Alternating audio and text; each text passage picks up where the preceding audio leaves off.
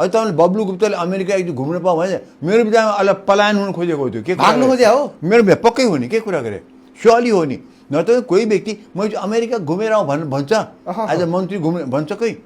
पक्कै पनि यो उतै भाग्न खोज्या हेर्नुहोस् हाम्रो यहाँको चलन चल्ती छैन कोरियाको चाहिँ लिएर गएर भुइँबाट पलायन भएका छन् अमेरिका पश्चात पलायन भएका ओलीले लिएर गएको थियो नि ढप्पु लिएर गएको थिएन कुन ठाउँमा लिएर गएको थियो ढप्पु लिएर गएको थियो कति फर्केन तर मन्त्री भएको मान्छे अमेरिका गएर उतै पलायन होला नि त भन्ने कस्तो ओ स्योर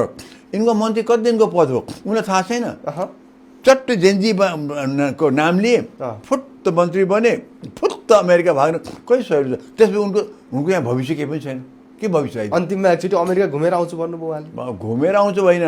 त्यहाँ पलायन हुनु खोज्या त्यहाँ भित्र अमेरिका प्रवेश मात्रै गरौँ फर्किनेवाला छैन यिनीहरू फर्किँदैन बब्लु गुप्ता कहाँ फर्किन्छन् बब्लु मात्र भनौँ उनको मैले सङ्केत देखाएको चाहिँ यस्तो हुनसक्छ र मलाई लाग्छ कि त्यो हो पनि